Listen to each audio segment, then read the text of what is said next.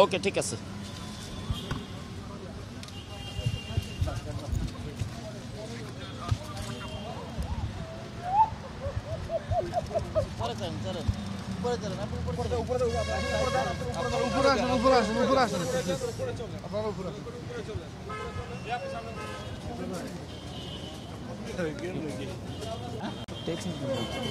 Mobile বন্ধ, আমার বাসাতে নিয়ে গেছে, আমার মোবাইলও নিতে পারি না।